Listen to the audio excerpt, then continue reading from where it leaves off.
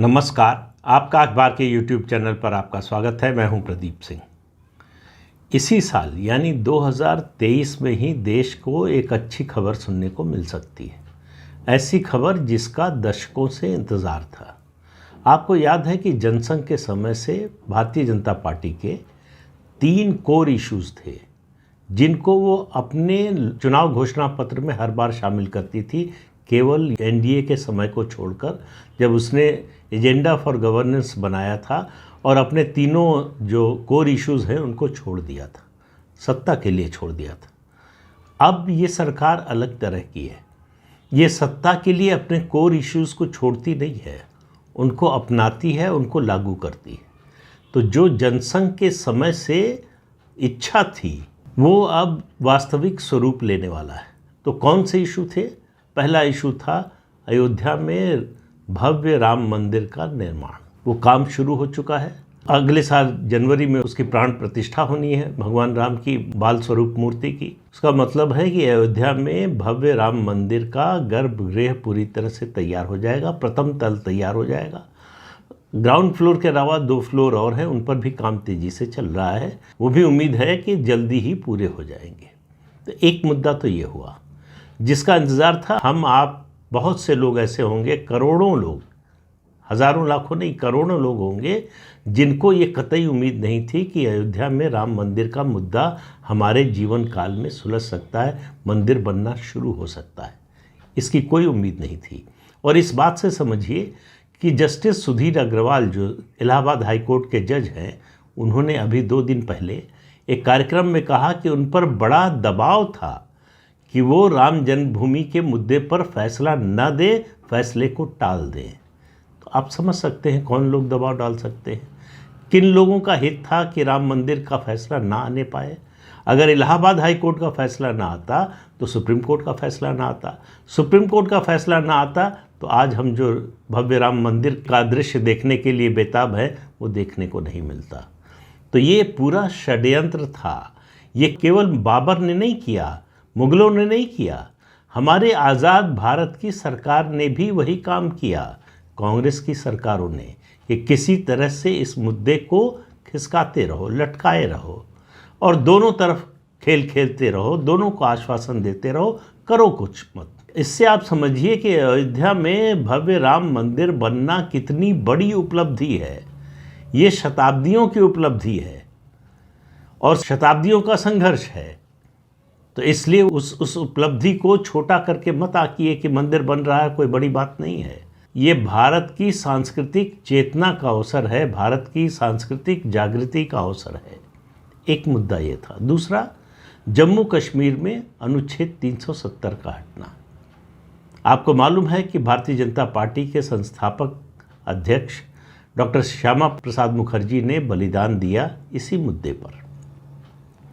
नारा था उस समय जनसंघ का कि एक देश में 2 निशान, 2 विधान और 2 प्रधान नहीं चलेंगे।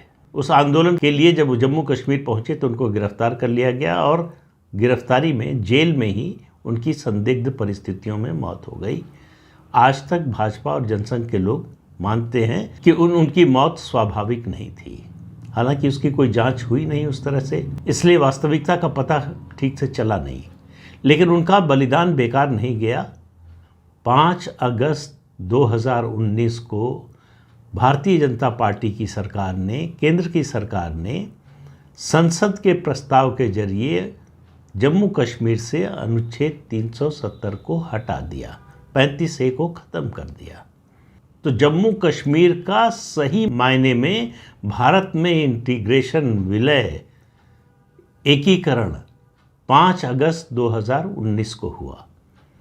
और उसके हटने के बाद, हटने से पहले तक जो लोग बोलते थे खून की नदियाँ बहेंगी, भारत का झंडा उठाने वाला नहीं होगा, अभी G20 के समारोह में पूरी दुनिया ने देखा किस तरह से जम्मू कश्मीर में बदलाव आया है, शांति की बयार बह रही है, किस तरह से वहाँ डेवलपमेंट हो रहा है, किस तरह से वहाँ के स्थानीय लोग खुश हैं। 370 हटने से उनका कोई नुकसान नहीं हुआ है, कोई अधिकार नहीं छिना है। कोई ऐसा अधिकार नहीं था जो 370 देता था, अब उनके पास नहीं है, वो पहले से बेहतर स्थिति में है। तो न केवल अपना वादा पूरा किया बल्कि इस तरह से किया कि पूरी दुनिया में, देश में उसकी प्रशंसा हो। तो ये तो दो मुद्दे हुए। तीसरा मुद्दा कौन था? यूनिफॉर्म सिविल कोड, समान नागरिक संहिता। संविधान का अनुच्छेद 44 कहता है, जो डायरेक्टिव प्रिंसिपल्स का है हिस्सा, उसमें कहा गया है कि राज्य एक समान नागरिक संहिता बनाए जिसमें सभी नागरिकों के अधिकार समान हों, धर्म पंथ के आधार पर कोई भेदभाव न हो। ये पंथ और मजहब के आधार पर जो भेदभाव का सिलसिला चल रहा है, ये ख़त्म हो जाता 50 के दशक में ही, जब हिंदू कोड बिल आया था। उसी समय अगर यूनिफॉर्म सिविल कोड आया होता तो ये मामला आज तक बाकी न बचा होता। लेकिन नेहरू का कहना था कि हम इस मुद्दे को, मुसलमानों के निजी कानून के मुद्दे को हाथ भी नहीं लगाएंगे। तो एक भेदभाव किया गया, हिंदुओं के लिए कानून बना, लेकिन दूसरे पंथों के लिए नहीं, मजहब के लिए नहीं बना। ये भेदभाव आपको 1947 के बाद से लगातार देखने को मिलेगा। मुसलमान शासकों ने क्या किया, मुगलों ने क्या किया, अंग्रेज़ों ने क्या किया, उसकी बातें तो हम करते रहते हैं। असली बात होनी चाहिए 15 अगस्त 1947 के बाद आज़ाद भारत की सरकारों ने क्या किया, किस तरह से हिंदू हितों का लगातार जो है मान मर्दन किया गया, किस तरह से हिंदू हितों को नुकसान पहुंचाने की लगातार कोशिश होती रही। वो चाहे वक्फ एक्ट हो या फिर प्लेसेस ऑफ वर्शिप एक्ट हो, तमाम कानून बनाए गए सिर्फ और सिर्फ हिंदुओं के खिलाफ। इसमें किसी और मजहब या पंथ का की भलाई का उतना मकसद नहीं था जितना हिंदुओं को नुकसान पहुंचाने का।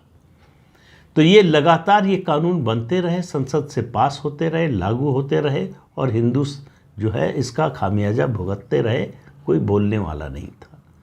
अब एक सरकार आई है जो हिंदू हितों के लिए बोलने लगी है, तो उसको जनतंत्र विरोधी बताया जाता है, उसको फासिस्ट बताया जाता है, उसको कहा जाता है कि जनतंत्र ख़त्म कर दिया, उसके बारे में कहा जाता है कि इन्होंने सारी जितनी संवैधानिक संस्थाएं हैं उन पर कब्जा कर लिया है।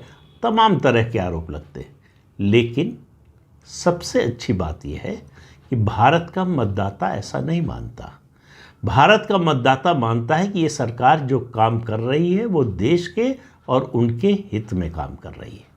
इसलिए दो बार स्पष्ट बहुमत की सरकार बनाई। कितने साल बाद?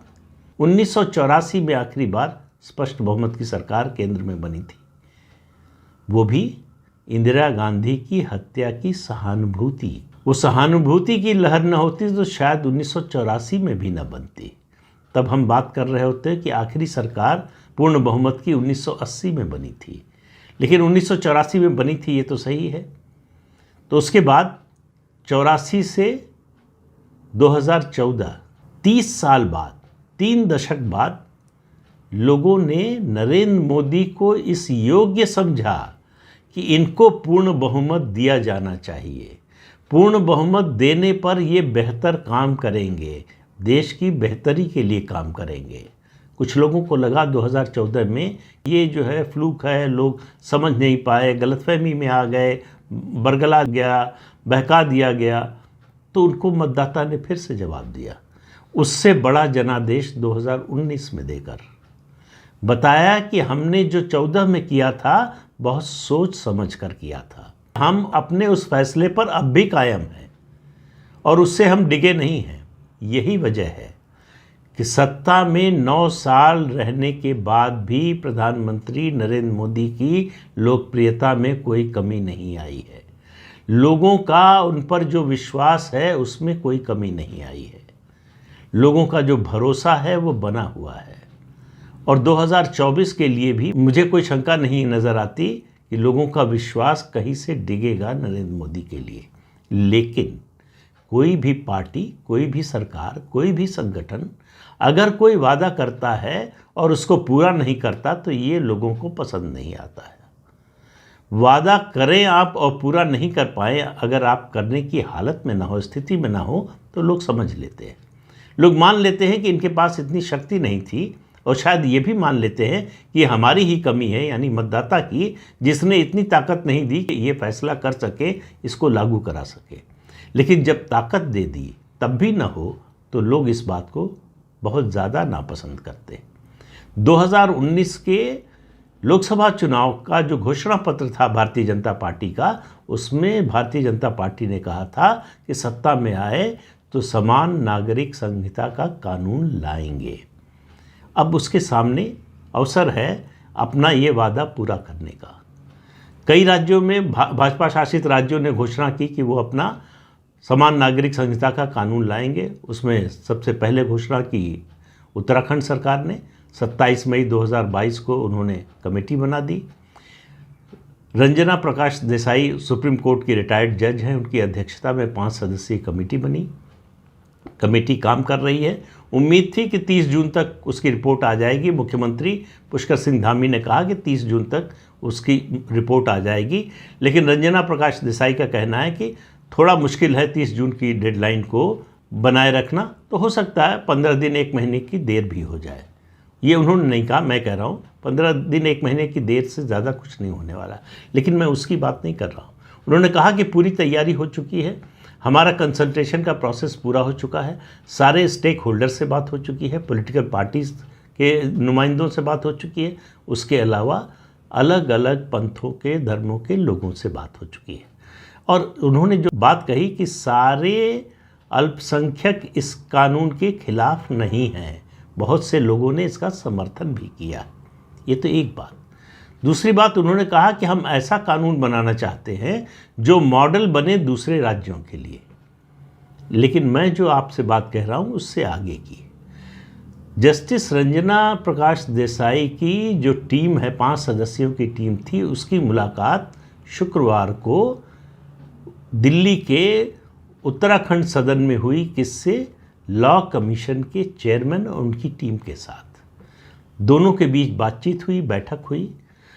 लॉ कमीशन के जो अध्यक्ष हैं रिटायर्ड जस्टिस ऋतुराज अवस्थी, वो अपनी टीम के साथ आए। वो जानना चाहते थे कि क्या क्या किया है, किस स्टेज पर है उनकी उत्तराखंड की तैयारी।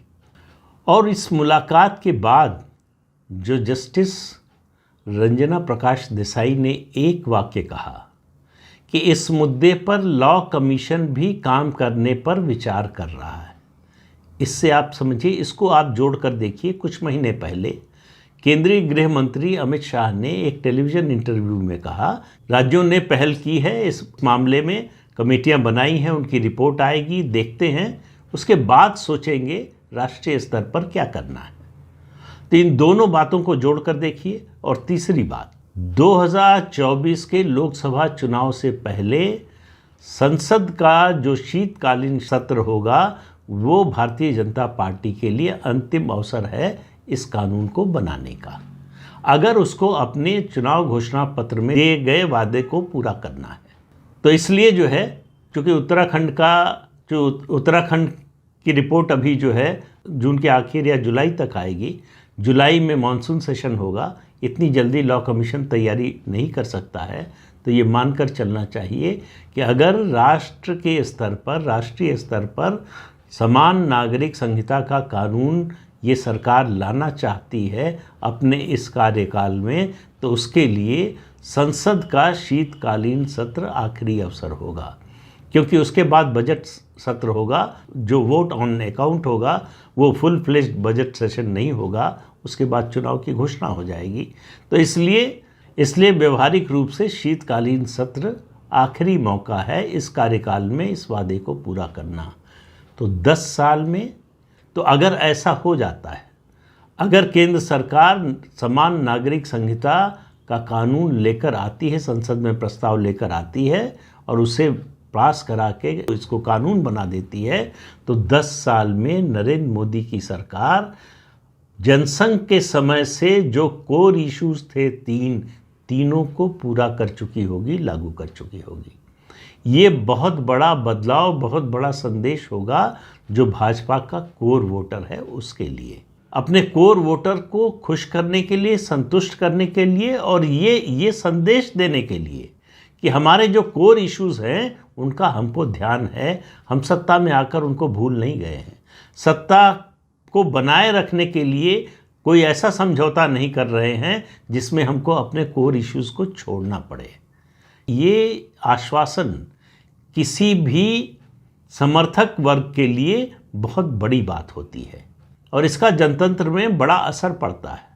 जब लोगों का भरोसा अपनी सरकार और अपने नेता पर हो, अपने नेता और सरकार की नीतियों पर ही नहीं, नीयत पर भी भरोसा हो, तो फिर वो कुछ भी करने को तैयार होते हैं, किसी भी हद तक मेहनत करने को तैयार होते हैं, किसी भी हद तक परिश्रम करने को तैयार होते हैं और उसका नतीजा जो है निकलता है वो दिखाई देता है, जैसा 2014-2019 में दिखाई दिया।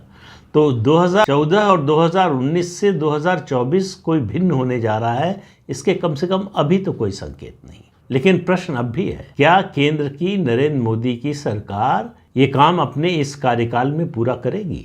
संसद का शीतकालीन सत्र पूरा होते होते हमको, आपको, पूरे देश को, दुनिया को ये पता चल जाएगा। तो ज़्यादा समय तो नहीं है, इतना तो इंतज़ार कर ही सकते हैं।